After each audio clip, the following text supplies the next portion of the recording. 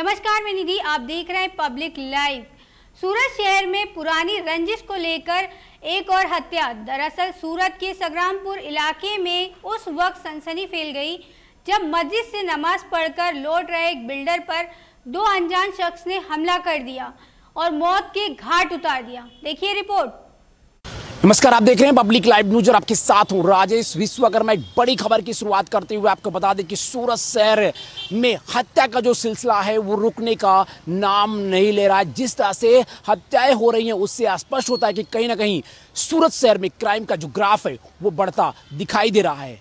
दरअसल Salabatpura police station में एक यूट्यूबर की हत्या की गई थी और उसके बाद जो है और एक हत्या जो है सूरत शहर के अठवा पुलिस स्टेशन में देखी गई, जहां पर एक बिल्डर जो है वो नमाज पढ़ने के लिए मस्जिद में जाता है और नमाज पढ़कर जब बाहर निकलता है तो उस समय जो है दो अनजान शख्स जो है हमलावर जो है वो तैनात रहते हैं और फौरन जैसे ही बिल्डर बाहर निकलता है उसके ऊपर जो है लोखंड का जो वार होता है, जो रॉड होता है, उससे कई बार जो है हमला किया जाता है और हमला कर कर उसको मौत की घाट उतार दिया था।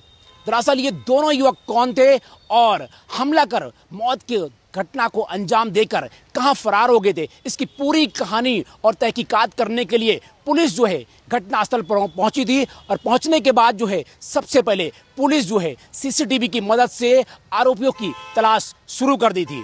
दरअसल आरोपी इतने होशियार थे और चालाक थे कि जैसे ही ये हत्या हुई फौरन जो है दोनों अभियुक्त जो है अपने वो जो कपड़े होते हैं वो चेंज कर जो है वहां से फरार हो गए थे ताकि उनको पुलिस ना पकड़ सके। लेकिन सबसे अहम बात है कि सूरत पुलिस की कमांड एंड कंट्रोल जो सीसीटीवी फुटेज होता है उसमें सब कुछ कैद हो रही थी और यही वजह है कि जैसे ही कंट्रोल रूम से जैसे ही सारी फुटेज जो है जोन 4 को दी गई उसी के आधार पर सूरत अठवा पुलिस की जो सर्वेलेंस जो टीम थी लगातार जो है अभियुक्तों को गिरफ्तार करने के लिए पूरी तरह से जाल बिछा दी थी।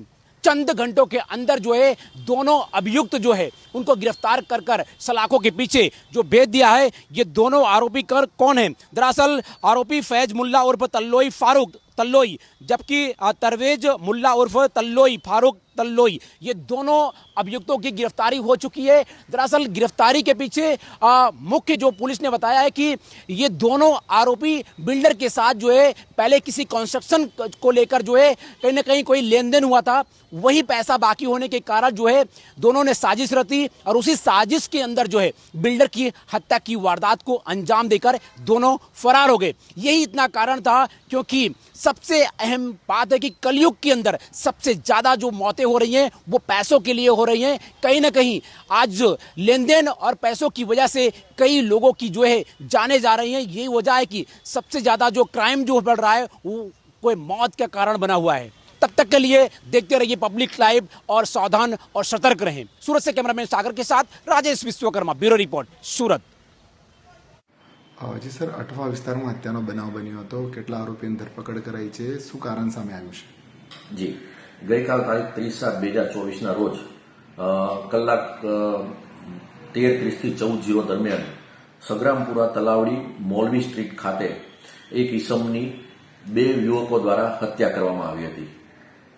મરણ જનાર જે છે એ મોહમ્મદ આરીફ કુરેશી નાઓ, જે બિલ્ડરનો જેમની ઉંમર 55 વર્ષની હતી અને જે વ્યવસાય બિલ્ડર તરીકે કામ કરતા હતા, એમના દીકરા સુફિયાને અઠવા પોલીસ સ્ટેશન ખાતે ફરિયાદ આપેલી કે તેમના પિતાની બે યુવકો ફૈઝ અને તબરેજ, આ બે યુવકોએ પાઇપ અને છરીના ઘા મારીને હત્યા કરેલી છે, બરાબર। જેના અનુસંધાને બીએનએસની કલમ 103(1) મુજબનો અઠવા પોલીસ સ્ટેશન ખાતે ગુનો રજીસ્ટર કરવામાં આવેલ અને તપાસ ચાલુ કરવામાં આવેલ। ફરિયાદમાં સુફિયાને જણાવેલ કે એમના પિતાએ આશુતોષ હોસ્પિટલ સંગ્રામપુરા ખાતેની સામેની બાજુએ એક જમીન રાખેલી, જે જમીનના બાંધકામ કરવા બાબતે પૈસાની લેતી દેતી બાબતે આ લોકો પૈસા માંગતા હતા એમની પાસે સામાવાળા, અને એ પૈસા નતા આપતા એના કારણે થઈને એમની હત્યા થઈ એવું એમણે ફરિયાદમાં જણાવેલ છે। બે આરોપીઓને પકડવા માટે અલગ અલગ ટીમો બનાવવામાં આવેલી અને મહેનતના અંતે બે આરોપીઓની આજ કલાક 13:30 વાગે ધરપકડ કરવામાં આવી છે અને પૂછપરછ ચાલુ છે। સર, શું નામ છે આરોપીઓના અને કઈ રીતે આખી ઘટનાને અંજામ આપ્યો હતો એમને?